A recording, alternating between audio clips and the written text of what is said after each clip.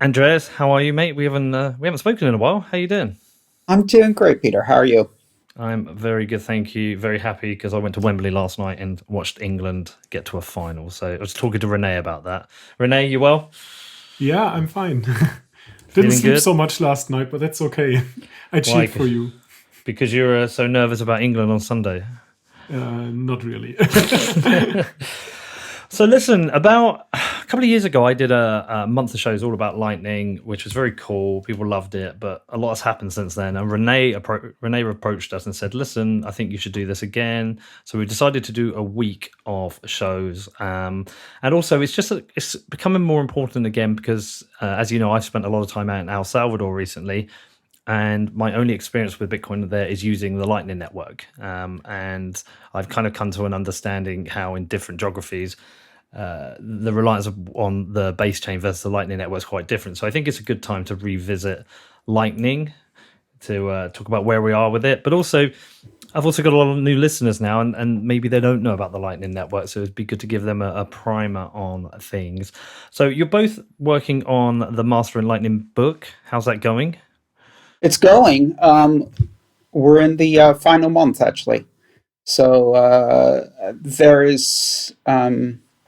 there's just a couple of weeks left to deliver the final draft to the publisher, and then the longer process of production, copy editing, proofreading, et cetera, goes into gear with the goal to deliver to actual print by the end of the year. So Christmas time, really. Wow, because I remember you telling me about that. That was when I saw you in London. God, that was about 2 years ago It when you was two announced years it. ago. Yeah. Yeah. And it was scheduled to be completed in 1 year. But I don't know if you noticed, some things happened in 2020 Don't causing know, man. some unscheduled delays. Yes. Yeah, a little thing called a pandemic. Yeah, I think it Yeah. affected all of us. Renee, how's it been Yeah. for you working on it? It's an amazing progress, and I'm really happy that Andreas reached out and asked if we want to write a book together and do this, because my English, as people can hear, is not that great, and Oh, come Andreas is on, being ridiculously helpful on that. your English is And very good. just yesterday, there was this amazing thing that happened, that some folks from Atlanta started a book reading club, because you're writing this book completely open source. 8 chapters are already kind of like finished on GitHub, and they start doing, I think, bi-weekly meetings and reading a chapter per week. And they're discussing this stuff. And I was in this channel listening to what they were discussing. And this also was like a great way of getting feedback. And I was like, this is so amazing. People care so much about the topic. It's unbelievable. The Lightning Network is just so important. And is this going to be a book for the techies, the hardcore Bitcoiners, or is this going to be a book for everyone? Like, should I? Well, of course, you'll say I should read it because of my job, but I mean, I tried mastering Bitcoin, Andreas, and it gets a bit tricky for me at times. Yeah. I'm guessing Mastering Bitcoin got tricky after chapter 3 for you. Yes, yes. And that's quite intentional. So the way I've written books before, and we're replicating that in Mastering the Lightning Network, is there is a gentle slope at the beginning, which is intended to be readable by anyone who has a technical interest. And then things get technical. They ramp up from there.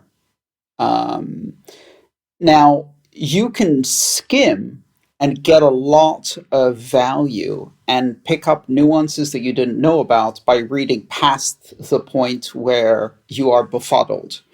You have to have the tolerance for simply ignoring things that don't make sense in the first reading and moving past them. With the Lightning Network, the book is structured effectively in two parts. Part one is chapters 1 through 5. You can actually read that. It's already available to O'Reilly early readers, as well as, of course, on GitHub. And chapters 1 through 5 give you a broad overview of what the Lightning Network is, why it exists, how it works, and walk through an example of using it in practice with our favorite participants, Alice and Bob.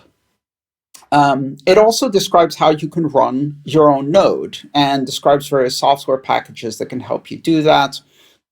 because a lot of people, when they find the Lightning Network, realize that this is a good opportunity to run your own node if you want to have full control over your Bitcoin in the Lightning Network. So, and then when that ends, you have a nice overview, and it's accessible to anyone with a bit of technical understanding and a desire to learn.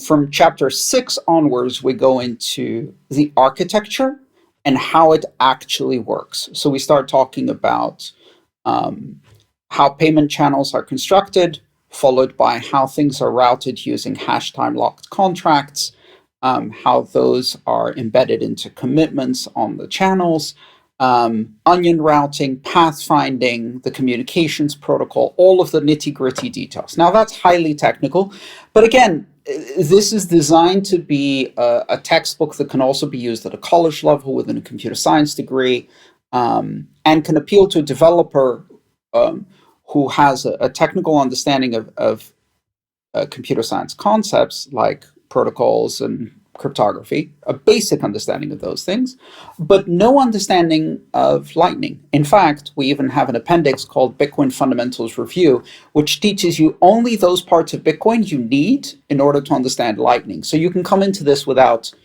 a deep foundation on the blockchain technologies of Bitcoin, Lightning, etc. Sure, I think I might actually do, because the first time I looked at Mastering Bitcoin, and you're right, I think I did about 3 chapters, and then it got a bit too advanced for me. I might go back to it because I've learned a lot more over the last 3 years, and maybe I'll find it a bit easier. So I think I'm going to do that first, and then I can do that in advance of the next book. But back when I did that Lightning Month, my podcast used to do 10 to 20,000 per show listeners, and now we're ranging from 50 to 150,000 a show. And most of that increase has been over the last few months because we've had a bull run. So lots of new people coming in. So I'm never afraid to kind of revisit the absolute basics to help people understand. And I think that's what the goal of this week of shows is those people who are new to Bitcoin or have a vague understanding of Lightning, or maybe been in Bitcoin a while but never really looked at the Lightning Network, is to kind of help those. So I will ask some very basic questions today, but I do that anyway. So René, we're going to kick things off. Do you want to start by explaining what the Lightning Network is, what it's what the role of the Lightning Network is within Bitcoin, what it does different from the base chain? Just give us a good kickoff. Okay, I try my very best. You'll crush it, man. The Lightning Network is an incredible smart way of using Bitcoin. And the best thing about it is, once you have a software that uses the Lightning Network, you don't have to worry about it. The software does it for you. And when I say it's a smart way of using Bitcoin, what I mean is, when you use Bitcoin in the way how it was intended to be used, you could do something like 7 transactions per second in the entire network over the entire world. And recently a person said, in my street, the merchants can do more. And so this is not like a global scale currency kind of thing. With the Lightning Network, we can do instant payments, we can settle them directly, and we can do basically as many as we want with them. And as of right now, they're also very cheap. And there's good reasons to believe that they will stay cheap. So the Lightning Network is just the way how people should use Bitcoin. And it took us quite some while to find out that this is how Bitcoin should be used in many cases. There are, of course, other ways to use Bitcoin, right? I'm not saying it's solely Lightning, but it's very useful. But let's explain specifically the difference between the base chain and the Lightning Network. Very few people start with the Lightning Network. It does happen. I've seen it out in El Salvador. Some people have just downloaded Lightning wallets of Satoshi, especially people part of the Bitcoin Beach project. That's their entire experience of Bitcoin. But most people I tend to deal with, their first experience of Bitcoin is either downloading a wallet and a friend giving them some Bitcoin, or going onto exchange and buying some. So their main experience is the base chain, where they get used to this idea that, well, they have to send it to this funny address, and then maybe about an hour later, like it appears straight away, but maybe about an hour later they could spend it. So it's probably a good point to explain why that is, why it takes about an hour on the base chain, and what the Lightning Network changes for Bitcoin. Yeah, so I think in the future, many people will have an experience where essentially the border between Bitcoin and Lightning is a bit blurred, meaning that you have a wallet and you send money to an address and you don't know how exactly it's being delivered. And some payments are going to be made over the Lightning Network where it makes sense to use the Lightning Network. And some payments may be over Bitcoin where it makes sense to use Bitcoin instead. And so, in fact, the Lightning Network has within its features a so-called fallback system, so that you can have a Lightning payment that looks to the new user the same way the first experience of Bitcoin addresses, a long string of incomprehensible letters and numbers. The only difference is that instead of that string starting with BC1, it starts with LN. And that's a Lightning invoice.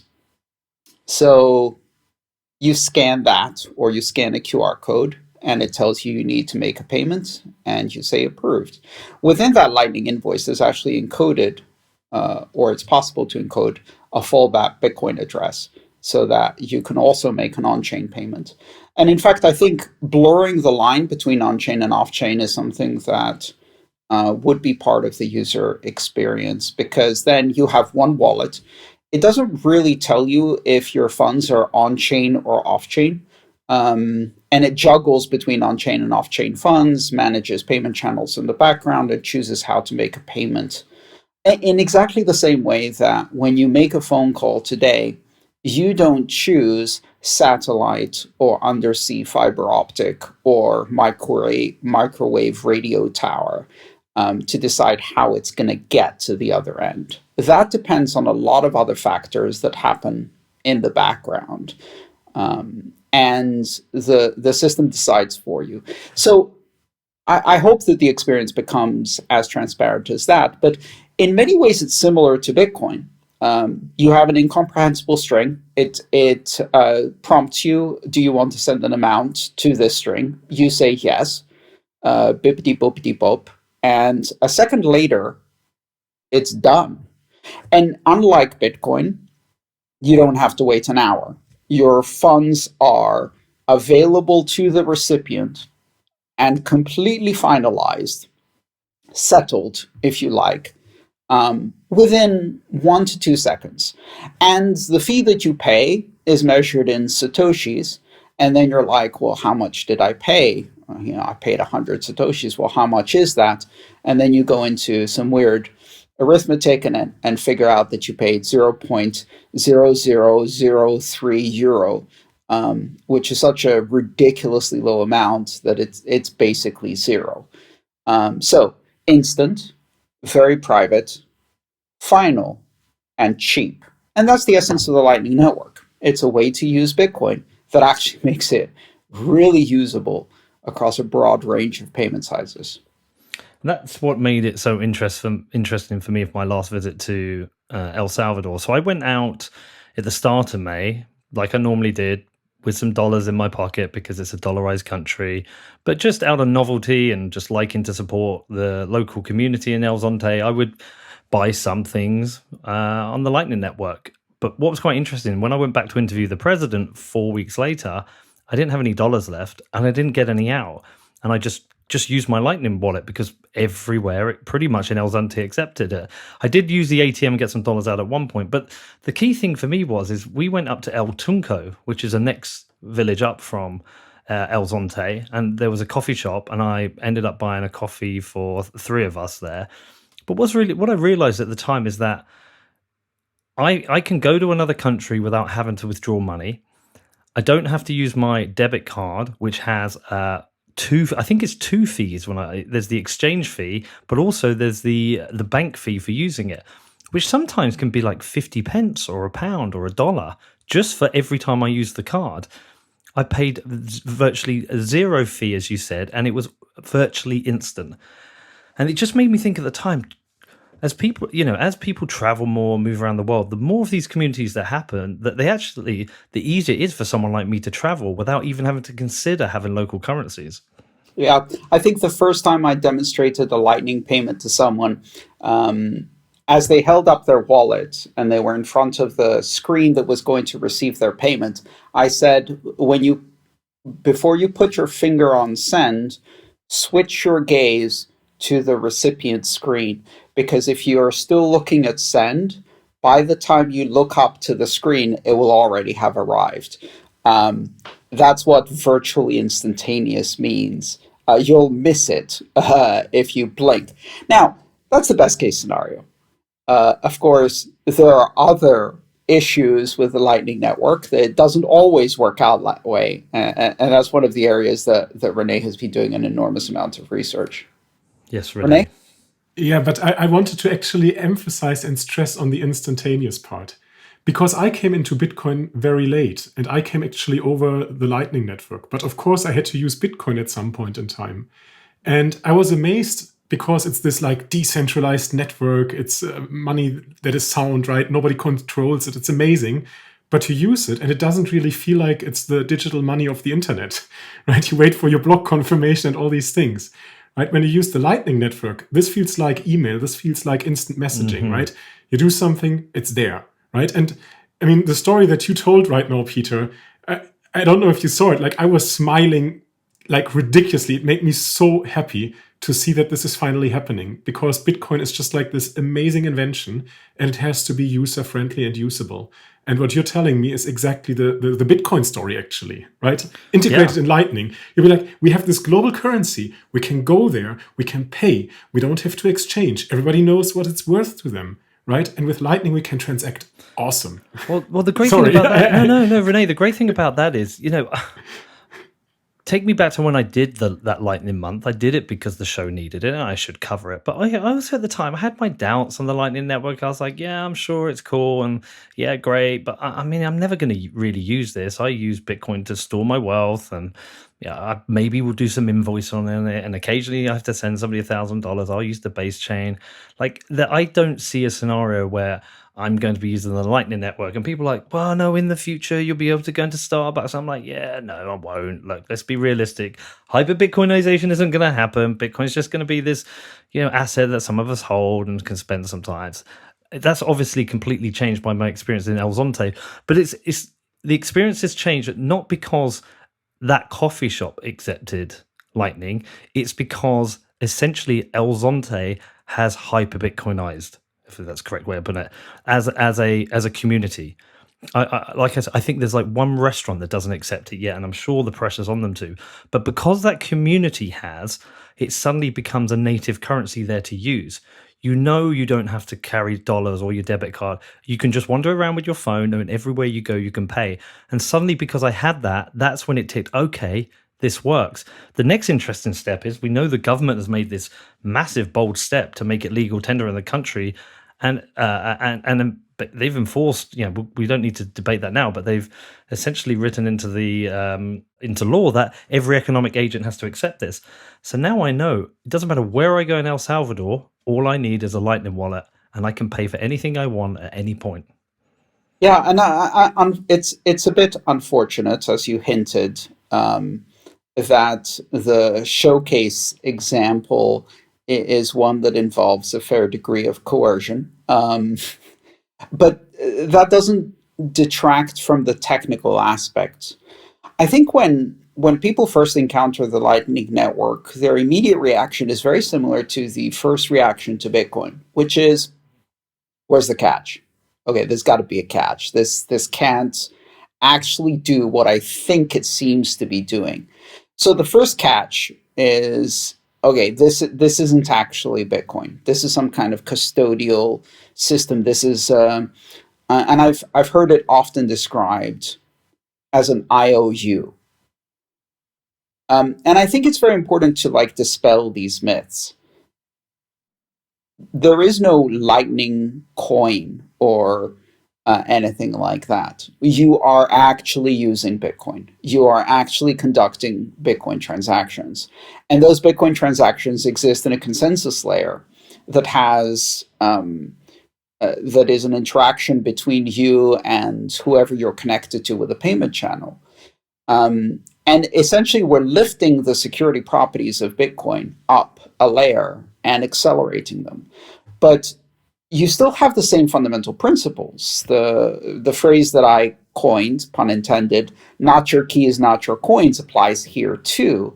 With Lightning, you have the keys and it is your coin. You're not giving up any of that. It's still, if you do it right, and there are, of course, custodial and non-custodial solutions.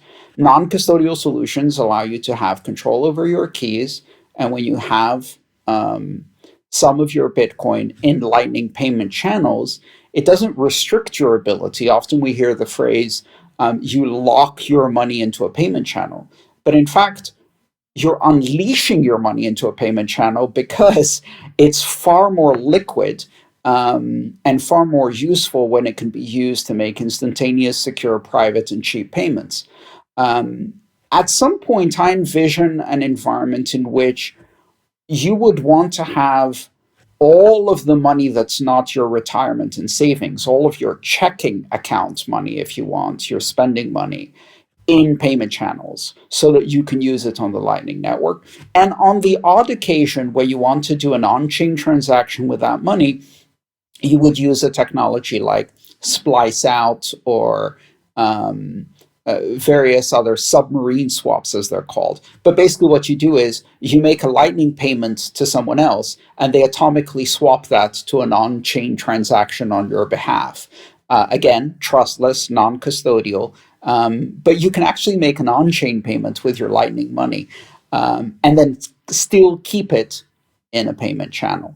Every opportunity you have to make a payment, you use it instead to open a channel. Let me give you an example, because people bring this point up all the time.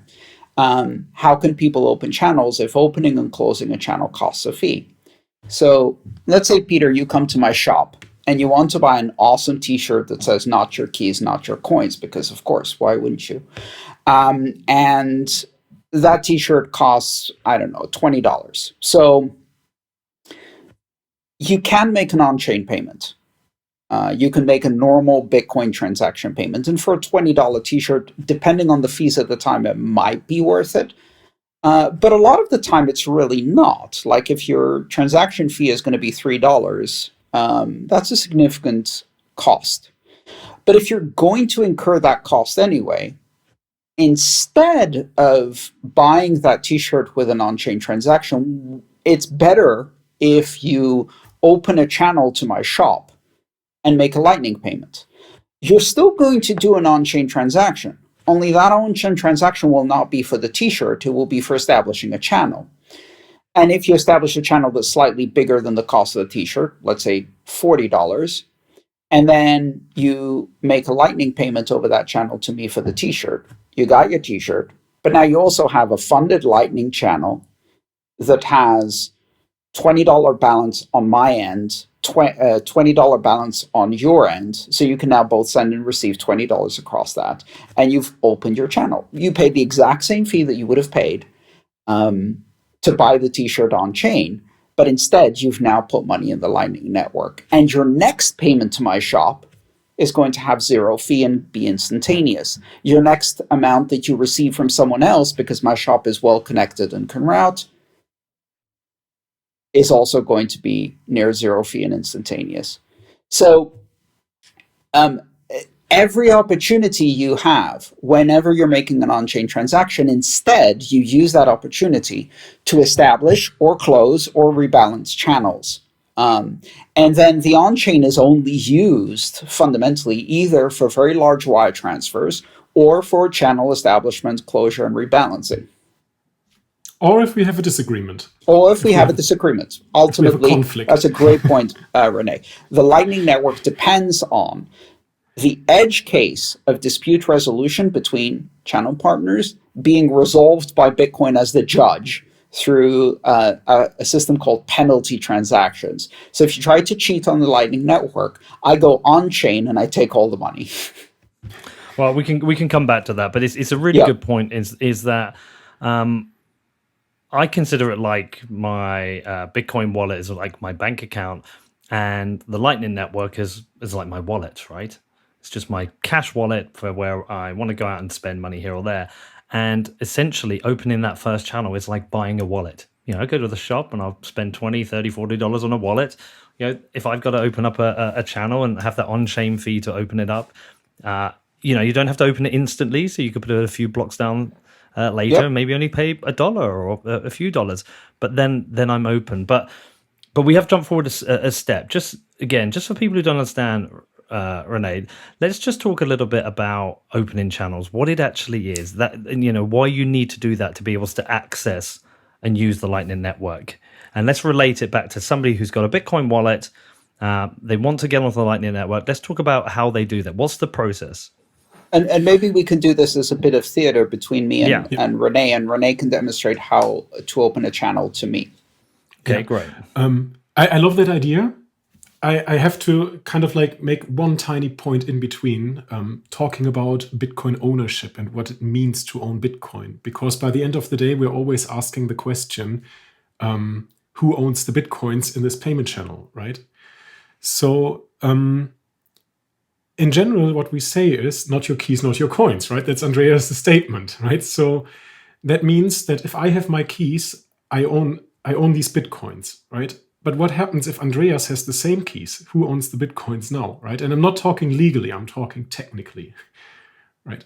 Andreas can spend them and I can spend them, right? So whoever spends them first is basically owning them, right? So I would say owning means that you have control to move the funds, or you have control over your Bitcoins. Okay, so that being said, what I could do is I could go out and say, hey, I create a multi-signature wallet. I go to Andreas and say, Andreas, do you want to open a payment channel with me? Yes, I do, Renee. But in order to make sure that we don't get into trouble, I'd like these funds to be secured by a multi-signature, which requires both of our signatures, a 2 of 2, where there are 2 possible signers, you and me, and it requires both of our signatures to spend any money. So here's my public key. Maybe you can make one. Okay, great. So what happens now is, because I know Andreas' public key, and I can use a key that I generated, I can create this multi-signature address. And I could basically send Bitcoin to this multi-signature address in a just regular Bitcoin transaction. Now comes a problem. Who owns these Bitcoins in this multi-signature address, right? Who can move them right now after I sent them there, after I published a transaction to the Bitcoin network and said, hey, I sent the funds there? The consensus of the 2 of us owns this Bitcoin. Exactly, right? I don't own these Bitcoins anymore, and Andreas doesn't own these Bitcoins. Only Andreas and I own them together. And of course, what we want to do on the Lightning Network is we don't want to trust each other, right? So I'm happy to send Bitcoins to this multi-signature wallet because that's really what's securing the channel. But I don't want to trust Andreas. So what I'm going to do is I'm preparing another transaction that sends all those Bitcoins back to myself. And I'm asking Andreas, can you please sign this transaction for me? Okay, so this feels a bit like a prenup agreement. What we're doing here is we're entering this financial relationship where we will have joint but inseparable ownership of these coins. And what you're saying is you want to ensure that if I disappear or become difficult to deal with or disagree, I can't blackmail you, right? So you're asking me to sign a refund of, let's say, your 100,000 Satoshis that you're going to put into this multisig, but before you've actually put it into this multisig. I mean, I guess so. It's no skin off my back. I can sign the refund because it's your money anyway, and all I'm doing is proving that I can be trusted. So yeah, sure, I'll sign the refund. All right. Does that make you feel more comfortable now? That makes me ridiculously comfortable. Because what happens now is I can send the Bitcoins to this multisig address. You cannot move them, right? Because you would need a signature from me. I can move them back to myself, and they are my Bitcoins, right? So because you have the refund transaction. because I have your pre-signed refund transaction. But you haven't broadcast either of these transactions yet. You're just holding them. So because you're holding the refund transaction, do you feel comfortable broadcasting the funding transaction now? Yes and no. So for now, I would feel comfortable, right? Because what I can do is I just move basically the coins to a different address, but I still control them, Okay. right? And that makes me happy, right? All right, so I'm watching the blockchain. I just noticed that 100,000 Satoshis has been deposited to this multi-sig that we co-own. I guess that's our payment channel. That's the anchor. I just saw it broadcast. It's been confirmed 6 times. We now have 100,000 Satoshi payment channel. Of course, you put in the money. So effectively, since you have the refund transaction, you own all 100,000 Satoshis. So I've got a t-shirt to sell you for 20,000 Satoshis. Would you like to buy it? Sure, but how can I do that? Well, how about we make a new transaction, and in this one, we take the multisig, and instead of spending it all back to you, you spend 20,000 to me and 80,000 to you. That way, effectively, 20,000 has moved to my side of the channel. Okay, that's great. I will do that, and I will take the shirt. And I'm very happy. And you know what I'm then doing? I'm being an asshole. I'm publishing the other transaction that you signed before. Remember, I still have my refund transaction that sends everything back to me. I don't really like that. I'd like you to destroy that refund transaction before I agree to this new payment and give you the t-shirt. How can we destroy a Bitcoin transaction if Bitcoin transactions don't expire?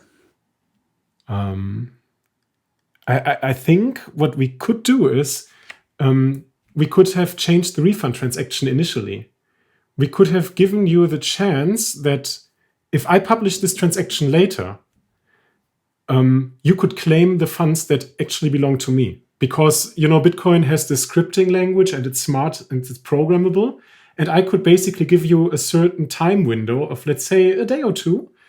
And, you know, I mean, I you kind could of like this basically idea. claim these. If you give me a key that allows me to take all 100,000 Satoshis if you tried to cheat, then I would consider that old refund transaction effectively revoked. Because if you go publish it, you can't take your money for 2 days. And in those 2 days, I can come in and swoop and take all of it. So once you give me that key, I'm happy to sign the new transaction that says that I own 20,000 and you own 80,000. I think we've moved our channel forward by 1 step. Yes, the only other thing that we need to do is we need to prepare such a similar key for the 20,000 Satoshi output in case you want to pay me another time next time. Okay, so basically what we're doing is we're making each of our commitments revocable by putting a key that can cause a penalty, asymmetric so that each of us has a delay in claiming our own money, and delayed by a couple of days so that the other person has an opportunity to penalize us if we try to cheat. I think now we can just keep moving the channel forward and moving money back and forth. Seems like a ridiculously good deal, right? Hey, Because hang now on a we can. second. I want to send some money to Peter, but I don't have a channel with Peter. I want to send Peter 10,000 Satoshis. So, I've got a channel with René. That's awesome. oh, okay. So how about I send you 10,000 Satoshi, René, as long as you agree to send Peter 10,000 Satoshi? We could do that, but I would argue please send me 10,100 Satoshis. Because honestly, for my time and effort to negotiate with Peter, I should get compensated. So please send me a little bit more. If you agree to that, I will forward 10,000 Satoshis to Peter. Oh, okay, but how do I know you won't just keep my 10,100 Satoshis and never give anything to Peter? Maybe I need some way to prove that Peter got paid. Hey, Peter, can you tell me the hash of a secret that will prove that you got paid? Yeah, but I'm not going to tell René the secret. You're not going to tell me the secret either. I just need a hash that Yeah, I'll proves give you a hash. in the future. Great, okay. So here you go, Renee. I'll give you 10,100 Satoshis if you tell me the secret behind this hash. You don't know it. You're going to have to get it from Peter. Once you get it from Peter, I know you've paid Peter, so we're cool. Then you can claim. So just to make sure what we did right now, right? So we have our channel, and there are 80,000 Satoshis on my side, 20,000 Satoshis on your side. And you're basically saying, hey, let's create a third output where you decrease the 20,000 Satoshis that you owned. And the third output, you can reclaim it later if I can't provide you with the secret, or I can reclaim it if I know the secret. Is that correct? Am I talking the right thing here? Yeah, sure. Okay, that sounds like a good commitment to make. So I'll sign that commitment if you revoke the previous one. Sure, yeah, of course. Okay, great. Let's move our channel forward. Let's see if we can make this work. I'll just wait and see what happens. Okay, so what is important to note here, I don't take any risk in this, right? Andreas is just reducing his money a little bit, and he bets on the fact that I'm acting faithfully here, right? And now I have this contract with Andreas that I can claim the money if I know the secret that you came up with, or Peter, right? So what we're doing is we're doing the exact same contract in our channel. I'm setting up something where I'm saying, hey, you can claim this on your address with 10,000 Satoshis if you provide me that secret, right? And I will only move the state forward if you share that secret with me. It's a pretty good secret. But you get 10,000 Satoshis for it. Okay. Well, listen, just don't tell anyone else. All right. All right. Well, I can't guarantee that to you. Yeah, I know. But listen, look, this role play is amazing but I think what you've done with this role play is that you've explained the logic behind the engineering of how this all works. But at the same time, when somebody's using their debit card, they don't have to know what the logic is behind how the system works, how people get paid. They just swipe their card and they have an amount of money deducted from their bank's ledger, and that goes to the retailer's bank account. Moving across to using the Lightning Network, a lot of people want something similar, but they don't have to think about all of this logic. So I think it's really useful, but in terms of the actual user themselves, let's actually break down, because most of this they don't actually have to know about. A lot of this just happens, which is great. It would be a lot simpler in real life. Basically, hey, Peter, I want to pay you 10,000 Satoshis. Can you give me an invoice? You generate an invoice. Now, what that invoice contains is the destination, your Lightning wallet, which is a bit like an address, and it contains a hash of the secret. I don't see any of that. My wallet sees that. What that hash of the secret allows me to do is set up that chain of payments through however many hops it takes. You got to think about it in terms of, in the Lightning Network now, with thousands of nodes connected with tens of thousands of channels, we're talking 6 degrees of Kevin Bacon, which is probably a reference that ages me a bit. But basically the idea is that not only is there a path between me and you, Peter, but likely on the Lightning Network, there are thousands of possible paths, limited only by their length, that could get me to you.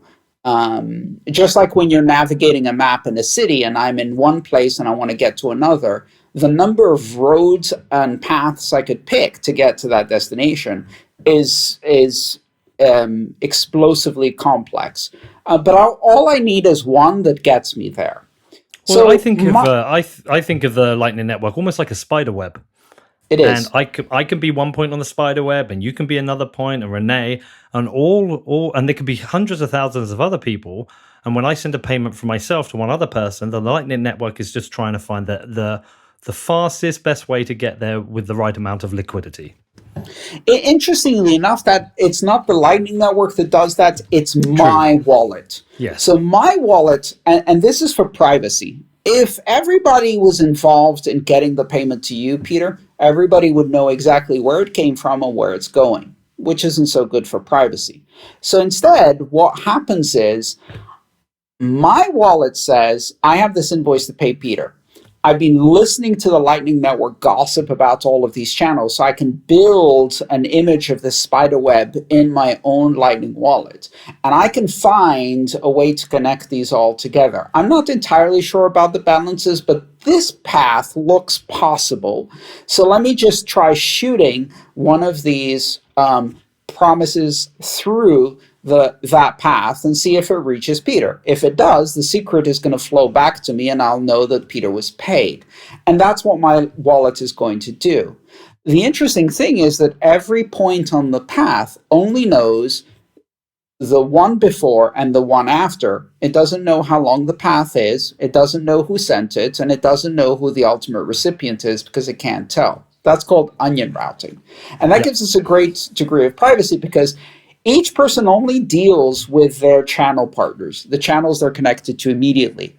Beyond that, we don't know if things are coming or going belonging to our channel partners, or if our channel partners are simply forwarding for someone else. That's a big part of the privacy. So yes, in terms of the experience, I would scan your invoice and I would hit send. Behind the scenes, my wallet would find a plausible path. It would then construct a multi-layered encrypted message that would be unwrapped by each person on that path. And all they would see inside is the instructions on where to go next. They don't know where it's coming from. They don't know where it's finally going. All they see is just forward this one more step to this node. And eventually it reaches you, and a secret flows backwards in the same way. And nobody in between knows where it came from or where it went. But everybody made the same kind of deal. If you give me 10,100 on the way in, I'm happy to pay 10,000 on the way out because I'm going to earn the difference. I might end up paying 10,800 for 7 hops, knowing that every person in between will take 100 Satoshis, and you'll end up with the 10,000 at the end. And no one will actually know how long the path is, who's involved, or any of that information. So let me ask you something, Andreas. If I send you some Bitcoin on the base chain, we know we have that Bitcoin is sent using, I basically send a unspent transaction output. And we know those bastards over at Chain Analysis and similar cretin companies are able to track most of this, right? Unless you're somebody who's very experienced in privacy or using some form of coin join, which I'm not. And we even know with some of that it can be recognized. So what's happening with the Lightning Network? If I'm sending you sats, what is being sent across? How's that record of those sats being kept if we're not using UTXOs? So all that's being sent across is new commitments for the shared payment channel between each of the partners. There's no actual money being moved. It's just a changing balance in the channels involved. Eventually, one of your incoming channels, Peter, will have 10,000 Satoshis more on your side owed to you with a signed commitment transaction. Now, you can either send that back out to pay someone else, or if you want, you could close the channel, commit that to the Bitcoin blockchain, and you'll have a UTXO with at least 10,000 in it from that payment. But you don't have to do that. In fact, you don't want to do that. You want to keep it in the Lightning Network so you can continue making payments out. But once 10,000 is on your end, you can send it out. Now, look at it from the perspective of an analytics company. None of this hits the chain. The initial funding transaction for the channels looks like a payment to a Bitcoin address, which is a script address. You don't know it's a multisig. The closing transaction, if you end up closing the channel, will reveal it as a Lightning channel. However, not after Taproot. Oh, sorry, you wanted to say. We'll come to that. We'll come to that. Yeah. However, all you'll see is the final state. So you'll see that I have 10 and René has 90,000. But you won't know how we arrived at that final state. In between, we may have sent back and forth thousands of transactions and payments on behalf of others or for ourselves. You'll just see the final reckoning, the final reconciliation. And you don't need to close a channel, so why do that? And then there's the other magic, which, as Renee mentioned, is Taproot. With Taproot, all of this appears as a single payment, and then it looks like someone sent Renee 90,000 and me 10,000, and you have no idea that it was a Lightning channel and not just a payment. The Lightning Network just looks like another payer of a simple payment transaction. You don't see any of the scripts. This is an enormous improvement in privacy. Everything happens within the context of a payment channel that only the two channel partners know about. Or at least only the two channel partners know about the balance. Everybody else on the network doesn't know. Now, this is obviously the ideal description of what I'm saying. There are ways to probe this network and reveal channel balances. There are ways to interject nodes.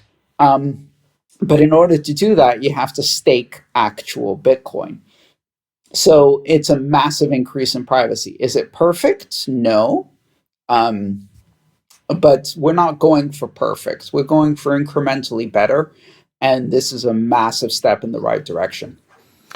Okay, so I do have some questions. The privacy side of thing is incredible, and that's amazing. Especially one of the most important videos I've ever seen about privacy is one that you did, Andreas, which is on YouTube. I'll share it in the show notes. It's a fantastic video which talks about privacy as a human right. And having increased privacy with the Lightning Network is amazing. But one of the drawbacks at the moment, well, one of the restrictions at the moment is liquidity.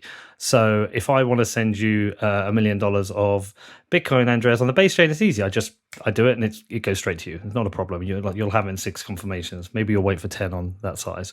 But on the Lightning Network, I obviously can't send you $1 million of Bitcoin just now. I can easily send you $10.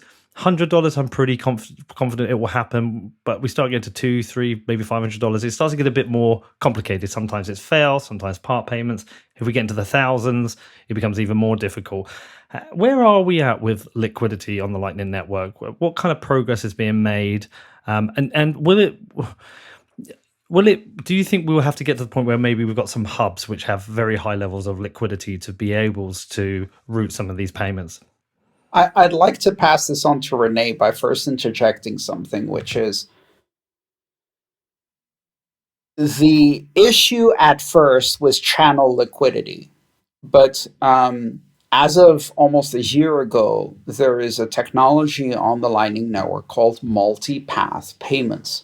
So rather than trying to send this payment on one set of channels, on one path, now what we can do is we can break it up into smaller chunks and send these chunks on different paths through different channels. And as long as we can add them all up and make the amount we want to pay, that's great. These are atomic, meaning it either all happens or all doesn't happen. And they're trustless, like every other Lightning payment, which then brings up another problem. How do you split them? And which channels do you send them on? And this is the basis, this question, this problem of finding the best possible paths is the basis of a massive breakthrough that Renee achieved with recent research that is a game changer for the Lightning Network, because it allows us to bridge the very small payments that are possible today with the very big payments that are only possible on chain, and extend the Lightning Network through something that many of us are affectionately calling Pickhardt Payments or Pickhardt Payments, because the Maxis love anything that says hard money in it. Renee, can you describe approximately what you're doing with this pathfinding algorithm? Sure. So it's actually funny. You actually entered it very well by saying, there's this question of how do you split optimally? And when I started this work, I actually have a Git repository that I will share soon that has this very boring title of like, We're just investigating how to split this optimally. And that's what we were doing, actually, right? It's a very boring math problem in the beginning. Once we were able to compute it and see the results, we were like, wow, we can send all the Bitcoins that we have in our node to somebody else. It's unbelievable. And it's fast. And now I can like send half a Bitcoin over the Lightning Network if I wanted to, right? So we were like flabbergasted. Like I remember doing this experiment for the very first time. And I'm like jumping in my room and being like, this is incredible. Of course, in a simulated environment where we did this, right? I wouldn't play around novel research with half a Bitcoin on mainnet. Yeah. So the idea behind this is the following. Peter mentioned it very, very well. The larger the payment, the more unlikely the payment is to succeed. And this is actually a very simple mathematical reason that we have actually explained in March this year publicly, but I think everybody knew this already. It's so simple, basically, that nobody had to, like, from the research perspective, actually talk about it.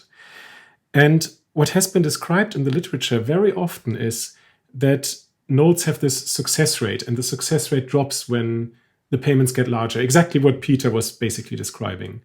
What I was doing is I was the basically first person to turn this around and say, look, we have this uncertainty, right? You mentioned before, Andreas, that you have like 1 million of paths to choose to go to Peter, right? Which one should you choose? So far, what nodes usually did is they selected the one that offered the cheapest fees. And I mean, that's reasonable, right? You want to save money. But what I'm saying is, hey, can we quantify the uncertainty of every channel in this path by using a probability theory and a probability function? And can we use that to optimize the path to have the most likely path to succeed, or the most likely payment split, the most likely multipath payment? And apparently it turns out that this is a well-known, studied problem in logistics. It's like 40 years old. And together with Stefan Richter, we have been able to transfer this back to this problem. And it was just amazing, right? So it's basically this idea of use this uncertainty. And the main idea is actually the larger the channel, very intuitively, the more likely it is that you can use this channel. So what you're basically trying to do is you find the right balance of small enough payments on many enough channels, right? Because if you do all of the channels, then of course there is a likelihood that some of them are just unbalanced and don't work, even if you have very small payments, right? So it's kind of like this trade-off that you have to find there.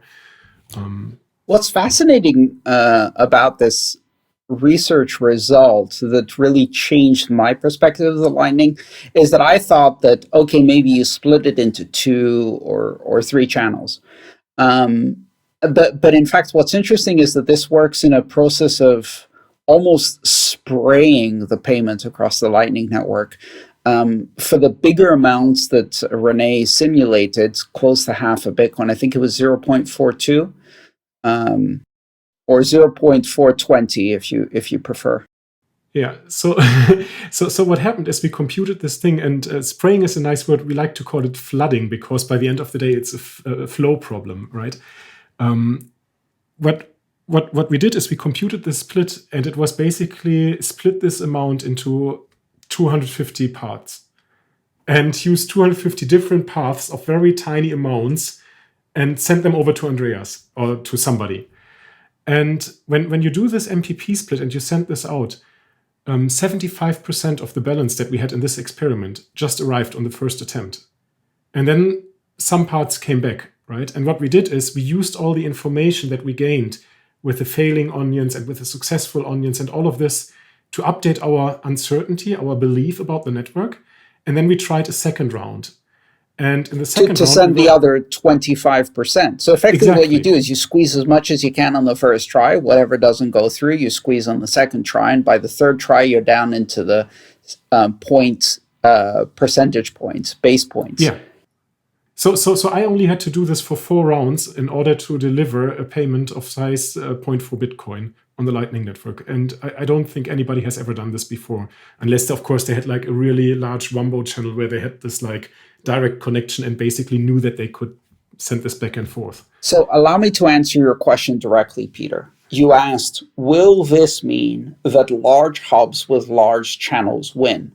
And the answer is large hubs with large channels obviously provide better opportunities for routing.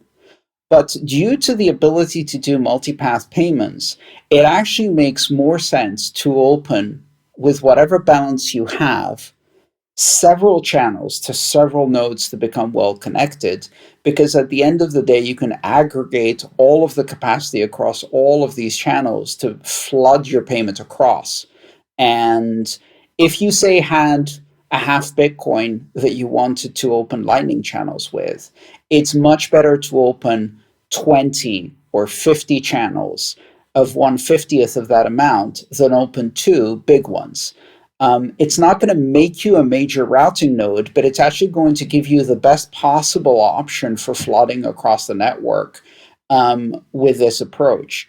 And so I think the Lightning Network will develop to have a certain degree of hub and spoke architecture, but it will also have topologies that look more like a mesh, um, and that serve communities that have particular affinity.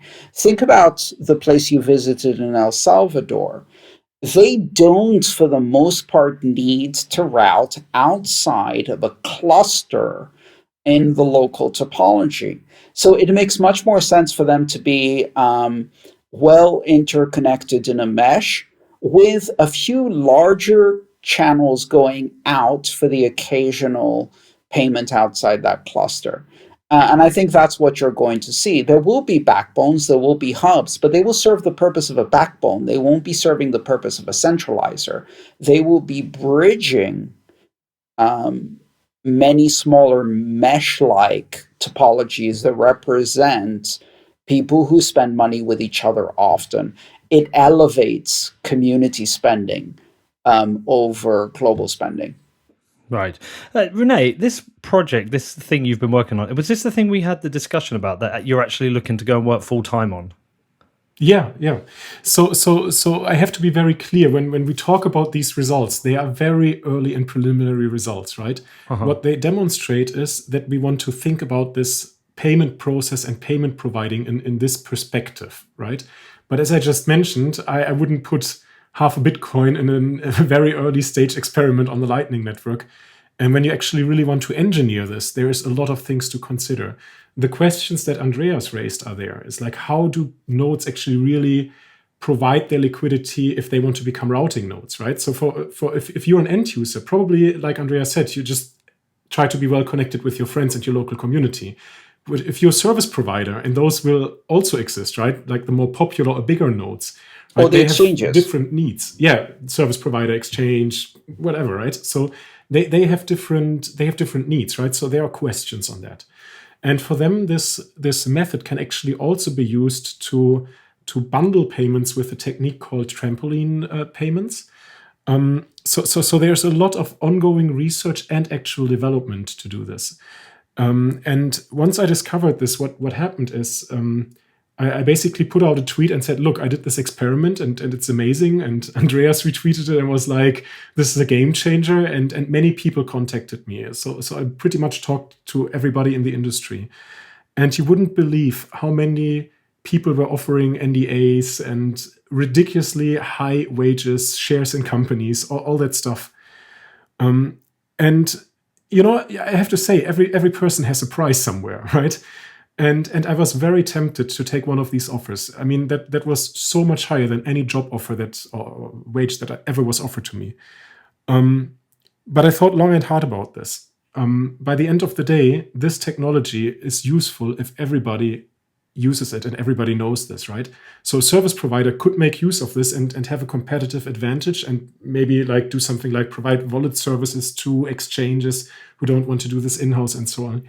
But I had the feeling if everybody in this like open, decentralized, free network and free market know how people do pathfinding, that's just best for the network. So what I decided is to open source this thing. So I will actually describe the mechanics of this in a paper. And I hope to attract some funds in a fundraising project so that I can actually focus more on working on this and try to make this open source project that other wallets and implementations can start to use and start to commit to. Yes. So you're looking for funding, basically, to go out, and you want people to sponsor you, give you funding so you can go and work on this and make it open source. Yeah, totally. Totally. Okay. I think we're running into very much the same issue that we ran into in 2013, 2014 with core developers, which is if you want broad-based innovation that gets incorporated into a protocol that everyone can use, unencumbered by patents and open source, etc., we have to find ways to fund developers. Ironically, when that problem was solved by big companies sponsoring core developers, that unleashed a wave of conspiracy theories about various shadow puppetry going on and why is this company funding core developers, etc. The bottom line is that if we want successful innovation in this industry, we can't expect it to happen in a vacuum. I think this is the kind of technology that will allow service providers, as René puts it, but more specifically, exchanges.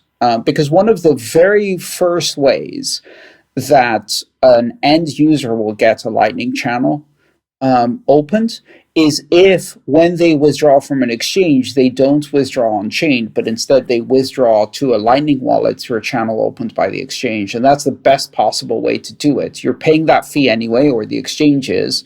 It's much better to open channels to all of your customers and fund them adequately so that you can then become a bit of a hub at first, but also enable much faster payments.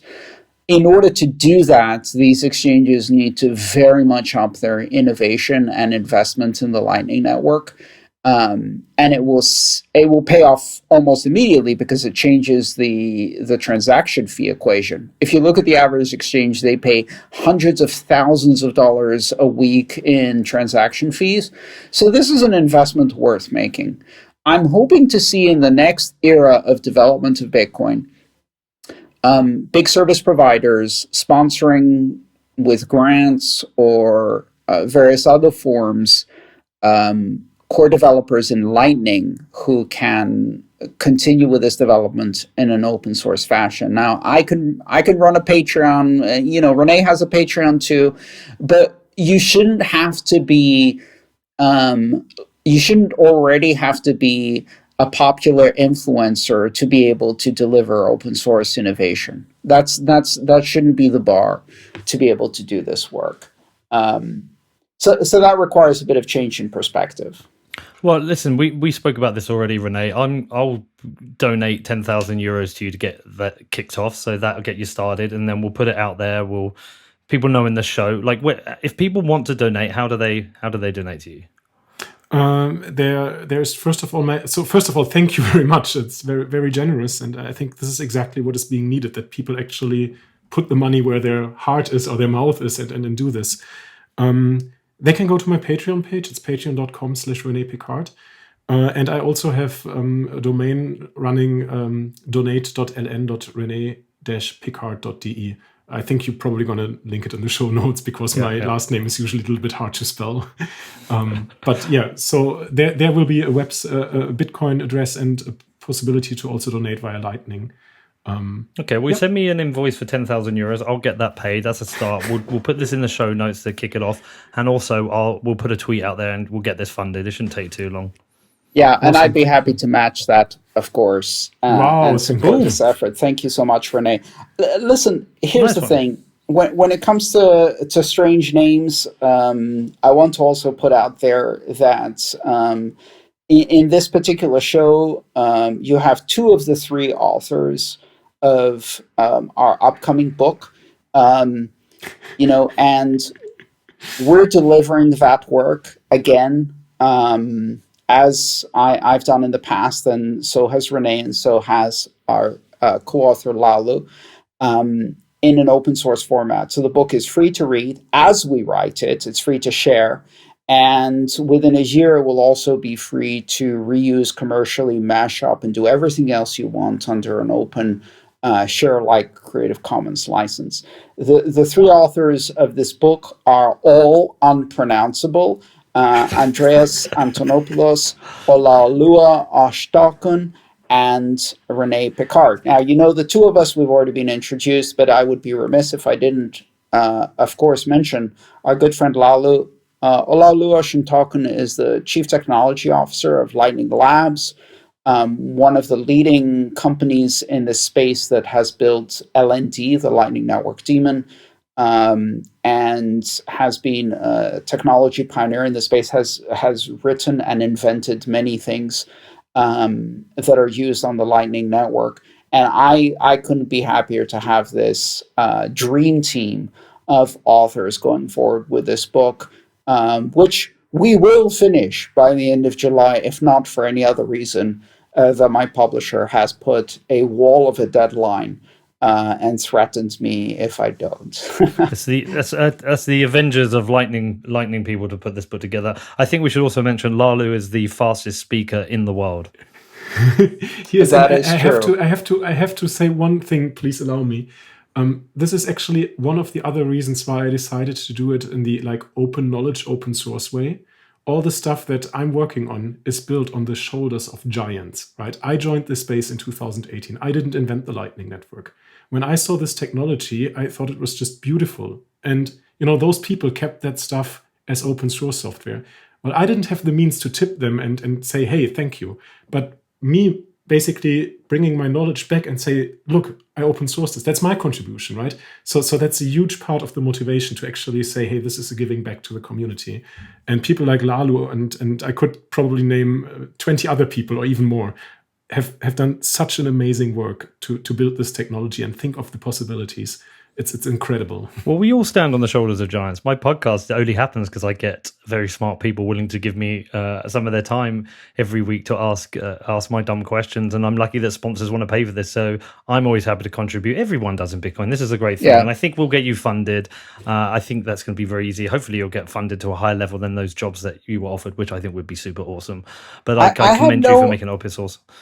I had no idea you reached almost 100,000 people with every single episode, Peter. No, that's not everyone. It ranges. The range now is quite broad. It can be as low as 40,000. The one I just did with President Bukele is at about 165,000. But that's still an astonishing number. So would it be premature to call you the Joe Rogan of Bedford? No, do you know what? I actually say Joe Rogan. Joe Rogan is the Pete McCormack of everything not Bitcoin. Fair enough. Hey, listen, look, I admire him a lot. I don't know if I've ever told people this, but I spent a lot of time studying his interviewing technique, not just listening to his interviews, like watching how he does it, how he holds conversations. And I haven't managed to match him, but I do admire that guy a lot. But look, between us all, and Andreas, you've done a lot for me. Andreas, by the way, yours was my first interview I did with you was the first one that actually went over 100,000. But we recorded that about 3 years ago. Yeah, and then it took me about another 2.5 years to get another one that high. Oh, I'm so glad to break records with you, Peter. It's been an awesome collaboration.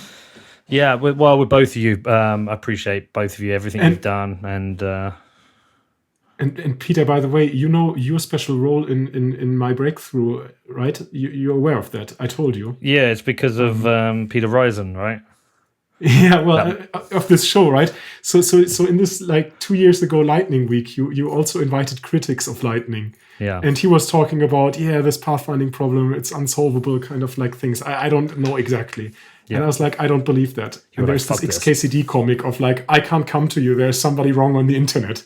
And basically 2 years of work. I mean, I had started on these questions before, but that was a huge motivation for me to actually say. And what I want to say is it's your interviewing technique that makes it so intriguing to listen to the show, right? Oh, you invite all those people and you're going no, it's honestly, it's entertaining and it's nice and it's good ideas. It's really amazing. And this is what I love about Bitcoin. It brings together so many different people with so many different perspectives. It's amazing. Well, listen, we've all patted each other on the back enough here. I do love you both, and we've just got you 20,000 euros, which is a good kickstart for your project. It's amazing. We will get it out there. We'll get you a lot more in donations. We will make sure this work is done. Anything we didn't cover that you want to cover, or are you both happy with this? I think this was a great start, but we're going to have to go into more depth about this technology. There's so much more right under the surface. We've basically covered the basics. I really liked the way we role-played out payment channels. I think that's probably the first time I've done that on a show, and hopefully it will become one of the foundational and seminal pieces of work in that space.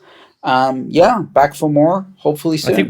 I think we're doing another one where we're going to be talking about living on Bitcoin, which I think will be a fascinating one, because I get asked about that a lot, because I've covered it twice. I covered it with Max Hillerbrand, and I covered it also with that Didi guy. I can't remember his surname. And people ask about it a lot. I think there's, especially at times like now, a lot of people are thinking, hold on, if I've got enough Bitcoin, can I just be a nomad and travel the world and nobody really know who I am and live my life on Bitcoin? So we're going to cover that as well. But I appreciate you both.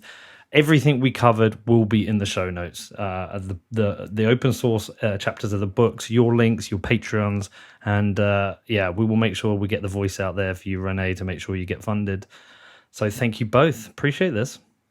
Thank you. Thank you, Peter. Have a great one. Bye-bye. Bye. Bye-bye.